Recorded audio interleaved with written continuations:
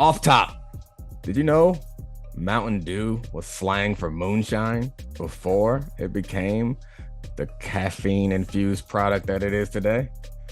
Play the music. This is the Domonique Foxworth Show.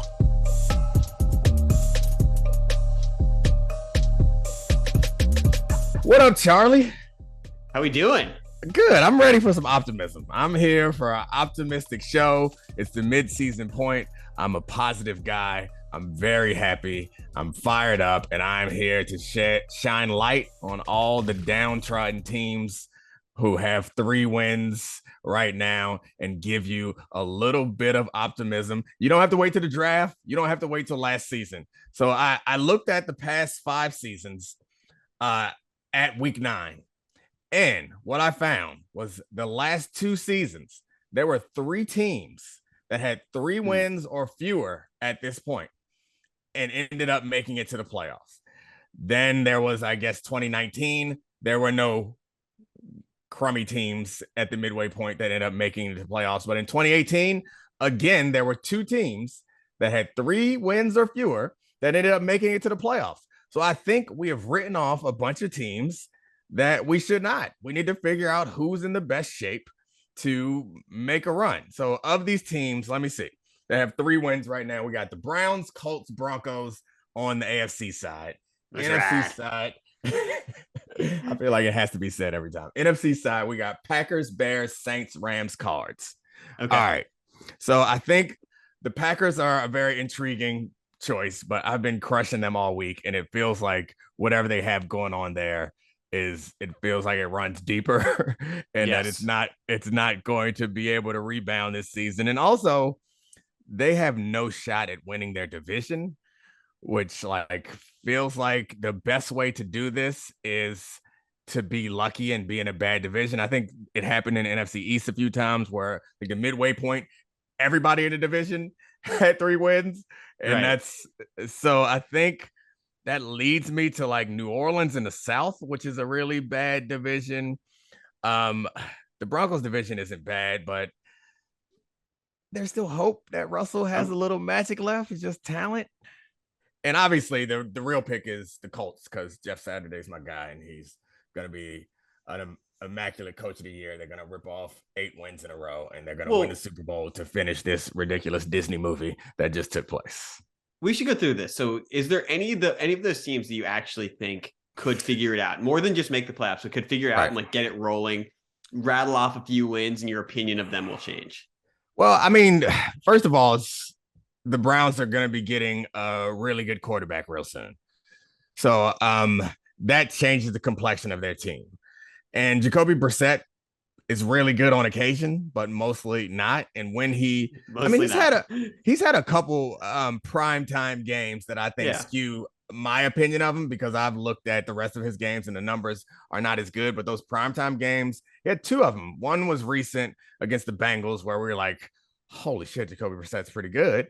And then I forgot what the other one was. Might have been the Steelers earlier in the season where he had another good game. But he's keeping them afloat, which is what they asked for until Deshaun Watson gets back. And their issues on defense, they remind me a little bit of the Packers in that they have a talented defense that's not quite playing that well. So like there's hope there that all that talent can come together and Myles Garrett can just take over, which I guess he can't play any better than he's playing. So it's incumbent on everyone else to play better around him. So the Browns are up there, but there's a little asterisk because they're going to change, like completely change. The most important player on the team is going to get, or most important position on the team is going to get an upgrade. The Colts, I was joking. They're out. The Broncos have the talent to get it done. The defense, their defense is really good and they have offensive talent. It's about figuring out what system they can put together, what plays they can put together where Russell Wilson can perform. It's a hard thing to do mid-season, but their offensive strategy has been poo so far. Go ahead. I'm just looking at the standings now as we're going through this, and I'm stunned by something. There are 2 of these teams that have 3 wins that have a positive point differential. One, the Cleveland Browns, which that makes sense to me. They're 3-5. The other one, and they're +1. The other one is the Jacksonville Jaguars, who are 3-6 with a plus 21 point differential. I left them off. I didn't even mention them as one of the potential prospects. Best quarterback in the division. That ain't saying anything. That is best not quarterback a in the compliment. division. That is not a compliment. Yeah. I don't trust that best quarterback in the division. I was up on the Jaguars as like a Frisky? I was drinking the Kool-Aid of Urban Meyer sabotage them and they can bounce back. But when I watched them play, but I guess they're also in this division where like the Titans, no matter how well or how many wins they accumulate over the past, I don't know, 5 years, nobody trusts them for real. Mm-hmm. So I guess that division is winnable. They got 3 wins. All right, so I'll throw the Jags back in there. I mean, I left off the Jags. I left off the Raiders, obviously. Yeah. I left off the Panthers, the Lions, and I think that's and the Steelers. I left those people off, but I think the Jags deserve to be in the conversation. So it seems like you're going Jags. That's what you want. So I want to talk about. Spoiler alert to the podcast audience. We have a mailbag coming up, and I want to talk about them and another team. The Bears are the other team, our much maligned Chicago Bears that me and Domonique love and protected the Chicago community all year long. Those are the 2 interesting 3-6 teams to me. 3 and 5, 3-6 teams. So New Orleans, they embarrassed themselves on Monday night, but they're only 1 game behind the league. But I guess you're not saying you don't think they could be the team. You're just saying that they're not interesting. I just don't think I guess to me, even if they get in, they're going to be that Saturday afternoon first playoff team. And we're going to be like, okay, they're going to play the Vikings in the first round or something. And we're like, the Vikings aren't that good, but why is the spread 14.5 in this game? And then we're going to walk out there and be like, oh, Kirk Cousins, a primetime playoff win. And then we're going to look back and like, oh, it's against the Saints team that we knew was bad all year long. And they rotate between Jameis Winston and Andy Dalton and Jameis Winston and Andy Dalton. They combine check down and threw 4 picks. And they keep getting shuffled in and out. So that's how I view that team. Okay, so we can talk about the Bears first. The tough thing about, I guess we can have a bigger, broader picture about the Bears, not necessarily about this season, because the tough thing for the Bears is the division is out of reach. They're tied with the Packers. They would have to get in on the wild card, which I think is going to be much more difficult because the NFC East, which always stinks, has 2 teams with 6 wins already. They're great this year, and a team with 4 wins. And then, so they're going to have to catch up and pass some of those teams. So the future of the Bears. Oh, sorry, go ahead. I was going to say, this is why this is the frustrating thing about the NFC is that we've got, the 3 6+ win teams in the NFC East, and then the Niners and the Seahawks in the NFC West. And that is going to most likely occupy the wild card picture unless something drastically changes down the stretch. Yeah, I mean, it's an injury or something crazy like that. So the Bears, they're interesting going forward. They have cap space and draft picks. And we had, I was having a conversation about how the Bears need to take a step forward next year. And I kind of feel like the Bears need to go all in next year. It's not like a step forward thing. It's like, you have to go all in, similar to the way that the Eagles have. Like, in general, when we have basketball conversations, you know how I feel about, we've talked about the Warriors a bunch of times, how I feel about trying to win now and win later. And we all understand how much easier it is to succeed in this league when you have a quarterback on a rookie contract. And so, I mean, that's what it boils down to, is like they have to expend all the resources because of the examples that we've seen. And the Eagles is the first one where you're really athletic quarterback that is young and talented and is a real leader and can compensate for whatever development he needs with athleticism, can be undefeated and the best team in football. They have a supersized, turbocharged version of Jalen Hurts and Justin Fields. So I think that's the plan for them going forward, is Ryan Poles and Eberflus. Like, next year is the year. This year is about developing Fields, and next year is about going all in and making a run in the next couple seasons. Right. I mean, it's a far cry from where we were at the beginning of the season, where I said that he needed to demand a trade, but I stand by that. At the time, I now changed my mind and believe that Poles and Eberflus need to go all in on this team. He still has limitations. I think he does. It's a cycle that we go through in this like player evaluation process. He's just starting to reach that first plateau, and we're still in celebration period, and we're ignoring the things that he doesn't do well. But once he stays on this plateau long enough, we're going to expect him to take another leap, and he's going to get criticized if he does not take that leap. So part of him taking that leap, I think, is improving the talent around him, like we saw with Tua. So let's put a button on this conversation. Let's get right to the mailbag question, because we have one about Justin Fields. And I want to put a button on this by saying, okay, so the Bears and the Jaguars were my two teams with 3 wins. I could see at least being frisky and fun down the stretch. Is there one that you believe in? Is there one that you're going to put the Foxworth guarantee on that these guys don't stink? I want to. Is it cheating to say the Browns? Is that cheating? No. Yeah, I think it's the Browns. Yeah, I think the influx of a lot of talent at the most important position, combined with all the playmakers they have on defense, I like that team to make a run. So forget who's fun. Before we move on, is there a team that you think will make the playoffs? One team. 3 teams did it in the last 2 seasons who had 3 wins at this point, made the playoffs. Is there a team this year that you think will make the playoffs? I'm looking, and honestly, no, I don't. Yeah. But I think the Saints have the best chance. I think the Browns are the best team, probably.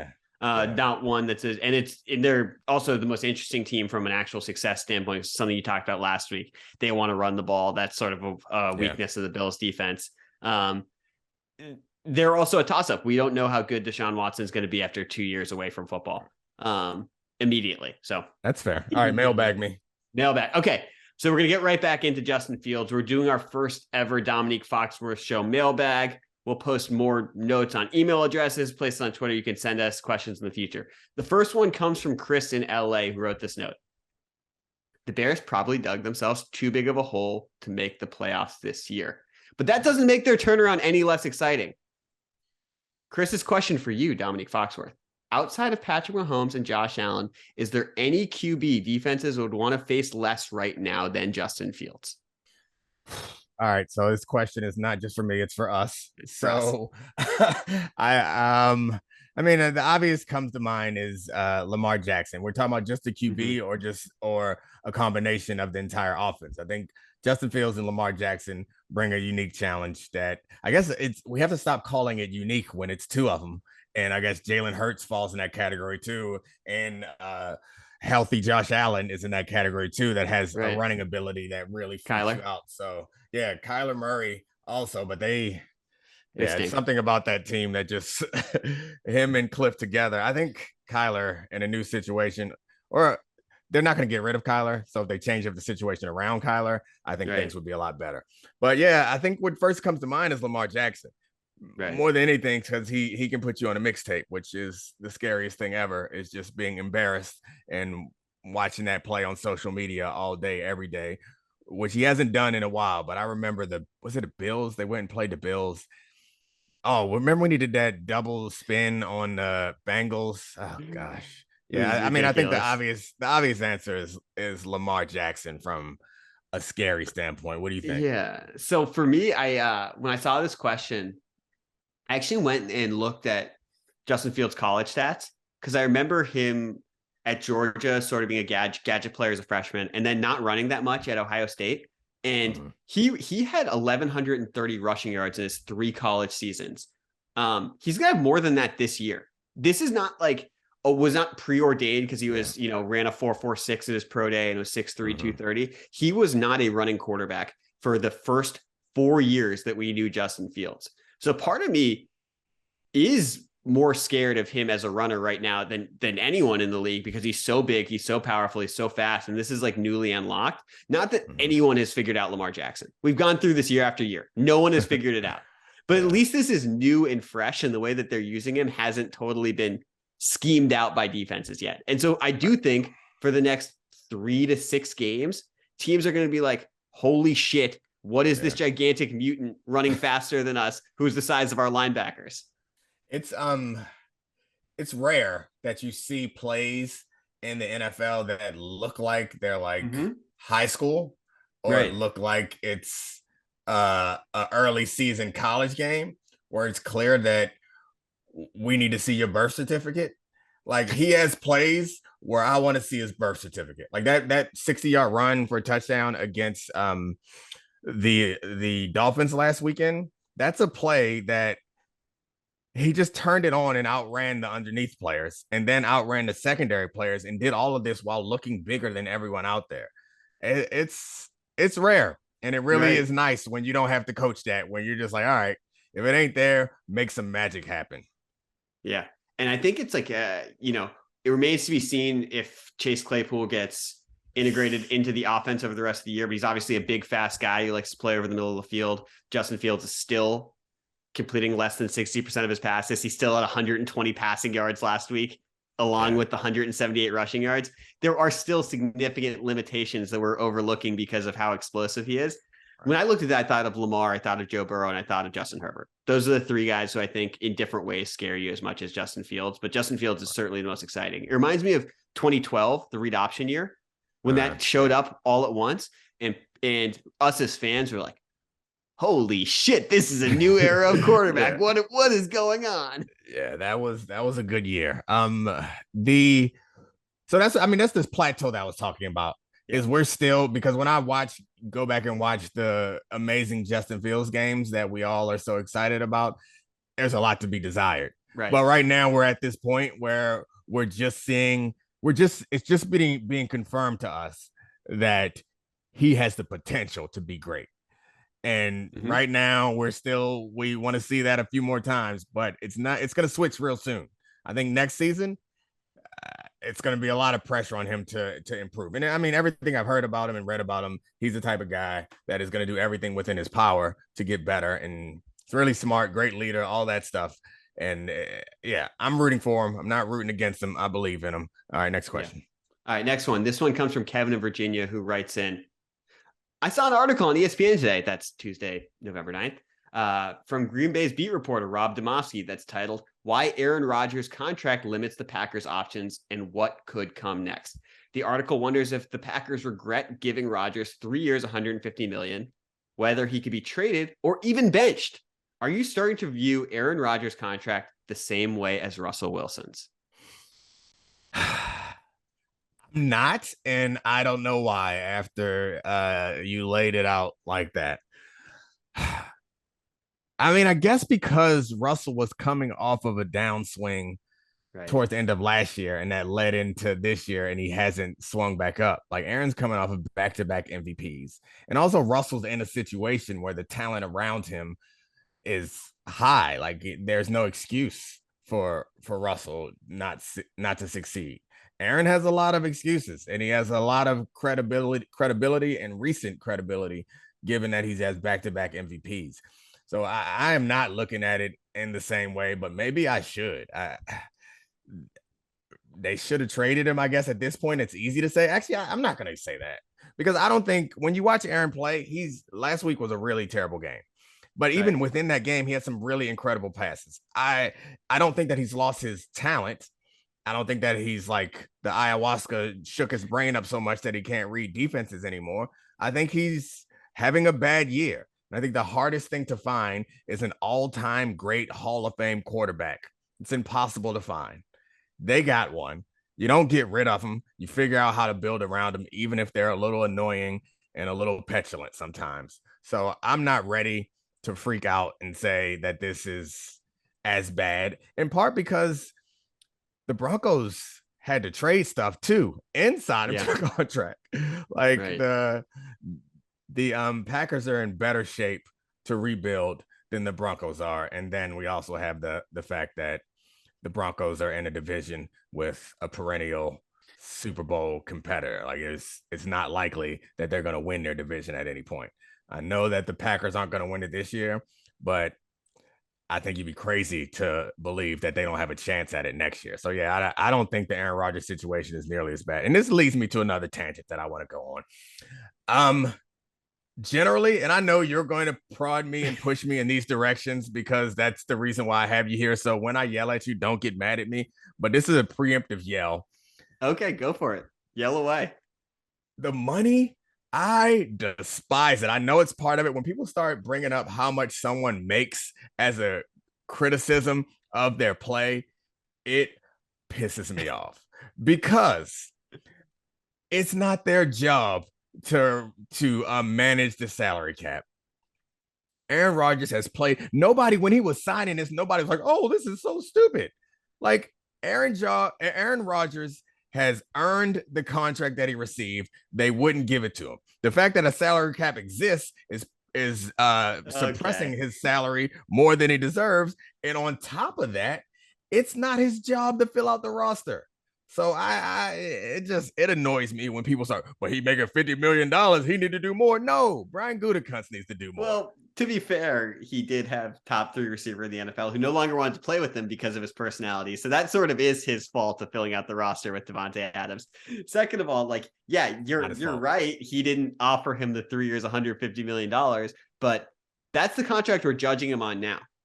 Okay. Everything he made before was his past performance. That's what he's got the deal, but we judge him on the current contract. That's the same across the NBA. It's like Kobe's last deal, that 2 for $48 that killed the Lakers for a decade. We knew Kobe was great, but this contract is for this year, next year, and the year after. And if he's paid more than Patrick Mahomes those 3 years, I'm going to judge him like Patrick Mahomes because that's the sphere he's being that's the value he's expected to produce. The Kobe contract is different. Everyone knew that was a thank you gift. They were not expecting to be competitive. So I don't think that's the same thing.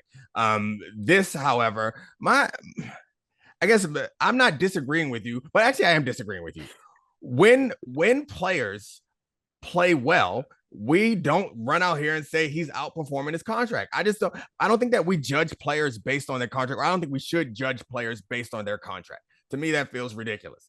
We judge players. So like at the end of playoff games, when a quarterback comes up short, we're not out there like, hey, well, it's fine. Good for him. He's still on his rookie deal. It's okay. Keep it moving. Tom Brady is taking less all the time. So it's all right if you don't win a bunch of Super Bowls. Like that's just we kind of did do that with Tom Brady. We're like consummate team guy. Tim Duncan, Tom Brady. I'm saying that we don't give them a pass when their contract is not at a certain level. So I find it a little annoying that we start counting their money when they fall short. Only one team can win the Super Bowl every year. It's fine to be critical of Aaron Rodgers. I expect more of Aaron Rodgers right now too. To me, it just is annoying when we take the onus off of the front office and say, well, Aaron took all the money. Like, no, like Aaron's job is to play quarterback. He got back-to-back MVP. So yes, he should be the highest paid quarterback in football. Brian Gutekunst has done a good job of building up a roster around him. I'm not knocking him for that, but I don't think we should denigrate Aaron Rodgers because he earned a big ass contract and is not playing well. Like to me, that I don't know. It's a personal thing. It's my union bias creeping in. I'm sure everyone is bored of this and probably thinks I need to shut up. One thing we can agree on. We can agree on this. Okay. You win 2 straight MVPs and you lose 15-9 to the Lions. You get a week where we can make fun of the contract. Okay. No, 7 days. 7 days. No, you don't. You get a week where we can make fun of you, but leave the money out of it. That's all. Fine. Okay. Fine. Well, okay. Follow-up question here. Is he a Packer next year? I say no. You say yes. Yeah. No way. This is broken. Okay. So I guess the question is, what's the move? Do they not exercise his option and release him? Do they try to trade him with that big ass contract, which is going to be hard to move unless they want to swallow some of the money and then not have him play? I don't know. That's a reason why I feel like he still comes back because they made this commitment to him. How do you see this movement happening? Oh, I guess they need to replenish their team, and this is the beginning of their rebuild. What was interesting is so Domofsky in his article put 4 things. One of them was him getting released. He said that's not going to happen. But the 3 that he said could happen: Rodgers plays for the Packers next year. They figure out a way to make the team better around him. He retires, which we've heard him say he's not going to play till he's 45, like he's Brady. He would be walking away from a lot of money. And then the third one is he gets traded, but he would need to get traded for a player with a big salary, probably a quarterback, who is underperforming and they could attach picks to him. The player they suggested actually in that article was a player like Russell Wilson. Reunite him with Nathaniel Hackett. Add some picks on it. Let them rebuild the roster. What picks? Didn't they just give up all their picks to get Russell? I guess we have to look at it. I'm sure Domonique did his research. I didn't read the article. I guess there are picks there. That seems attractive, I guess. I'm sure Aaron be happy. Denver would be happy. Russ would be hot. Oh. He wouldn't show us though, because he never shows us how he actually feels. Green Bay, let's ride. Yeah, what is it? What's his slogan gonna be? Let's pack. I don't know. What don't the Packers have a thing? They don't have a thing like cheeseheads, like the Seahawks had and the Broncos have. I don't know. He'll come up with it, and it will be so cool. I can't wait. All right, next question. All right, next one. I thought this one we're leaving the quarterback sphere, but Billy from Florida wrote in, Derrick Henry is a freak. He's a complete freaking freak. We all thought he was done last year when he broke his foot, and Tennessee did too. They blew up the roster and traded A.J. Brown. Given how this season has played out, do you think they regret sending A.J. Brown to the Eagles? No, I don't think they regret it. I think that they have been hovering around where they are and probably outperforming their talent and their expectations for the past several years, and they want to win, and they realize, or they believe, that they don't have the quarterback or the roster right now to win a championship. That felt like a rebuild move, and they are overachieving right now, but I don't think that they wish. I mean, even though they didn't complete one pass to a receiver last week, right? So I'm sure they wish they had a better receiver, but they also probably wish they had a better quarterback, because Malik Willis he wasn't doing it. So yeah, I don't think that they regret it. I think they know that they have the guy as the coach, and they are headed into a rebuild, and they just happen to be in a terrible division and routinely outperform. I don't think that they want to tie themselves. So that's what would have had to happen. It's not just having AJ on the roster. Yes, they'd rather have him, but they would have to sign him to a big time commitment without having the rest of the team in place to win, which I think it's not something they want to do. What do you think? So I looked at this and I immediately thought the same thing. I'm a little bit disappointed in Treylon Burks, who they drafted in the first round with the AJ Brown trade. He was like one of my favorite players in college football last year. He really took it to Alabama when he was sort of a one-man show at Arkansas. So I still sort of believe in him, even though he's had a tough year. I do think they regret the trade, but not because they were close, but because AJ Brown's 25 years old and he's, a top 8 receiver in football. And that's such a precious thing to have. When this 4-year, $100 million contract is up, he's 29 years old. Yeah, he plays physical, but he's not a speed guy. I could see him being good for the entire length of that. And we're seeing quarterbacks being drafted from really 10 to 45 that are impact players earlier in their contract. So who knows if you get lucky there. And I just wouldn't have given up the asset if I could have just re-signed him.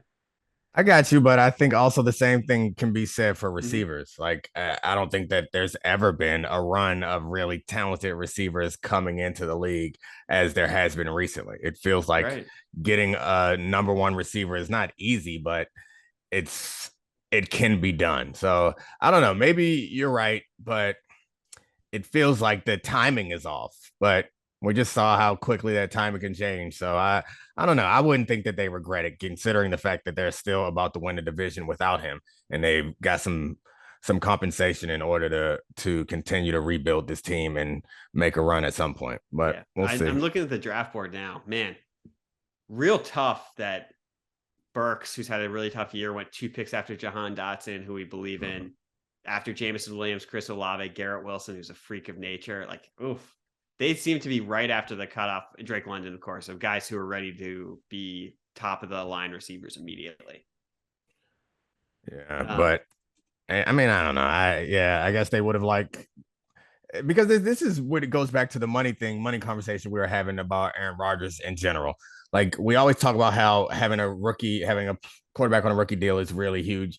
The way that I think about it is having an impact player is really huge also, in making a run to the championship. Like, that's what you see often. I think back to the best example of this to me is the last time the Broncos won the Super Bowl. And that was Von Miller's Super Bowl. Like, that they got a guy, they were overpaying Peyton Manning. He was playing as bad as the worst quarterbacks in the league. And somehow they still managed to win a Super Bowl because they got a Hall of Famer on a rookie deal. And it's easier when you get a quarterback on a rookie deal, but if you can find somebody in the draft, no matter where they are in the draft, at the top of the draft, because the way the money is now, it doesn't kill you. Even at the top of the draft, it really can change the complexion of your team. I think that's partially what's happening in Dallas right now, is they got Micah Parsons and they dropped this like guy who is going to cost a fortune in the future. Right now, he's giving you that top of the league production for low prices. So I mean, I guess that's an argument for keeping AJ, but it's also like get more picks and try to time it up. Yeah, more bites at the apple. And by the way, we should mention how absurd it is that Derrick Henry did this, because Derrick Henry, coming out of Alabama, there were concerns that he had too much mileage to be an effective NFL running back. Then he blew everything out of the water. Then he had a Jones fracture last year. We're like, okay, this is it. He's already stopped breaking off the long runs. And it turns out it wasn't it. He's just going to run for 1,800 yards again and be busting off like 70-yard runs. He is as impressive as Derek. I mean, he's done a bunch of really impressive things in his career, but I kind of feel like that last game was one of the more impressive ones, just because they had a quarterback out there who hadn't thrown for over 100 yards. Yeah. We say sometimes we know what you're gonna do, but we don't really know, because you have an NFL quarterback back there and you're capable, and you have an NFL receivers and you're capable. It really felt like they didn't have that, and they were like, you know what we're gonna do? We know what we're gonna do. Do it, Derek. Again, this is an example where it feels like we need to see your birth certificate. You're not supposed to be playing with my boys. My boys don't have mustaches. Why does yours have chest hair? It's confusing. It's amazing. All right, next question. Sarah from Connecticut asks, what NFL QB would make the best reality TV star? Okay, I don't know, Sarah. Let me think. So what is the recipe for a good reality star? Is it somebody that we don't know much about, or is it somebody who's like funny, or is it like someone who's like attractive? What? I don't know. Messi. Oh, Aaron Rodgers. Oh, see, I got one for you. Russell? Oh, no. Russell's too boring. Okay. Tom Brady bachelor season. Tagline. Oh. All the single Bradys, all the single Bradys. What is wrong with you? What is that? That is really terrible. So terrible that I like it. I mean, I feel like Tom Brady would do that though. He's like making this transition. He might do it. Tom Brady bachelor season. How much would they pay him to do that? How is that franchise? I know you're a bachelor. I'm not a bachelor guy. Is that franchise doing well, or is it like? No, I don't think it's doing that sinking? Well. I think it's slowly sinking. Man, they need to. Oh, well, he already has that $300 million contract to do games, right? Yeah. One of the great parts is Jesse Palmer's the host now, so you could have some quarterback to quarterback, and he moseys up to the bachelors, and he calls the other host took a racist L, right? Yeah, he was a racist guy. Oh God. But Jesse Palmer puts his arm around the bachelor and goes, brother, you know what you must do here. And I'm just imagining him with Tom Brady as they just going full into football coach talk. Gosh, Tom Brady on The Bachelor. I don't know how much money it would take to get him to do it, but we need to crowdfund that. That was an incredible idea. Good for you. All right, what's next? All right, last one. Christina from Kentucky asked, which athlete would you want to go on a cross-country road trip with? Could be any athlete, any sport. Any sport. Okay, cross-country road trip. So again, what's the criteria? What do we want? We need somebody who we can talk to, someone who's fun, someone willing to drive at least half of it. Yeah, who's not just willing, who we can trust. This is a tough one. Like someone who's entertaining and trustworthy and not annoying and clean. So I feel like we've lost all baseball players, hockey players, offensive linemen. They're all out there because they're dirty. Like I've been around enough of them. We don't want them. So who is trustworthy and also fun to hang out with? How about Russell Westbrook? Ooh. He seems really trustworthy, and also like he seems like entertaining and interesting. I think I'm leaning with Russ. I want road trip with Russ. I mean, What do you think?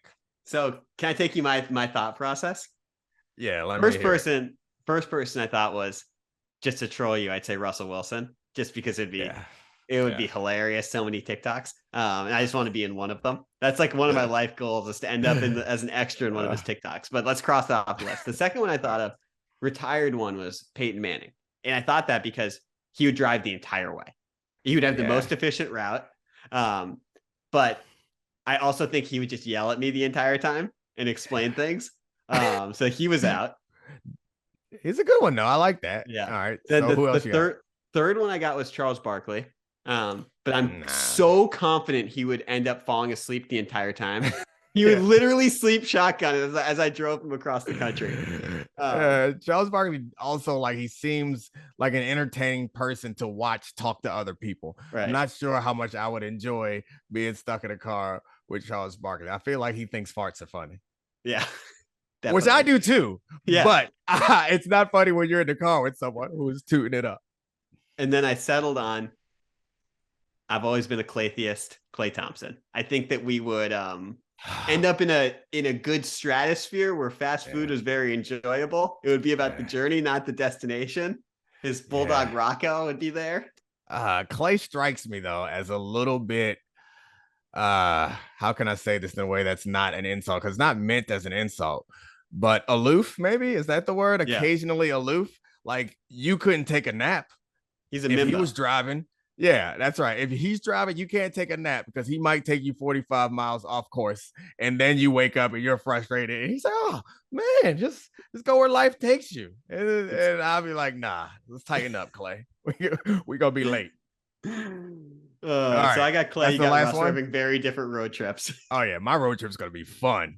Yes. That's the last one? Super chill. That's the last one.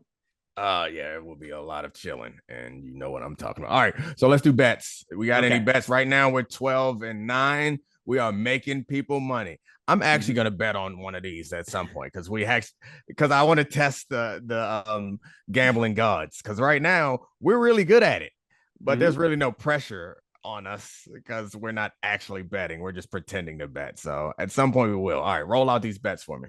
All right, let me know what you think of this first one. Cowboys -5 at Green Bay. I don't see how they aren't a touchdown bet at this Packers team. Yeah. I agree. Yeah, I like that. A touchdown better at Green Bay. All right. Quick thought exercise for me. How does this not work out? Is it Jerry just Jones decides Zeke has to be the RB1 again? He runs it for 2.5 yards a carry. Aaron Rodgers randomly has a good game, and the Packers stay within 2 or win. Who knows? Yeah. I mean, I feel like it's just Aaron Rodgers has to like have a blackout flashback to Aaron Rodgers of old, and he hasn't done that all year. So like, I feel confident and comfortable. And they're also at this psychological point where I think that they are at a little bit of adversity, mail it in. And I don't mean this as a judgment. I've been on teams before where when things start to get bad, like there's just no fight in you because things haven't worked out and they feel like they're there. We saw it last week. I think they emptied their tank in that Bills game. And they have to get off to a good start, because they get off to a bad start, it's going to be rough and get ugly fast. All right. What's next? All right. Next one, Chiefs Jags over 50.5. Mahomes is rolling on offense, and the Jags seem to be putting up points lately. I mean, I guess they were 24 last week, but if they score 20 points in this game, I don't see how this game doesn't go over 50. That's the cutoff for me. Yeah. So I think you can pencil the Chiefs in for 30. Will the Jags score 20 is the question. Because I vetoed you last week and I was wrong. So I'm not going to veto you this week. We're running with it. Chiefs, Jags, 50.5 over. The last one I have, and this one you can talk me off this one. I'm really not sure. Seattle's playing Tampa in Germany, and they're +3. And Seattle's just been straight up better than the Bucs all year. And it's a neutral site game. I get they're coming from the West Coast. It's like crazy jet lag, but still. Yeah. Are they one of those teams that win a week early? I mean, they should. The owners of that team got crazy money. They need to get out there a week early and get acclimated. Yeah. I mean, the Seattle, I don't, even if the Bucks win, I don't got the Bucks blowing them out. They're going to win by a last second field goal or a final drive or something. So I actually really like that bet. I'm with you. I'm Team Geno. That's the last one for this week. That's it. All right. Well, appreciate you, Charlie. Appreciate you guys for listening. Thanks, Christina Buswell, Sarah Abbott, Adi Khan. And we out. This is the Domonique Foxworth Show.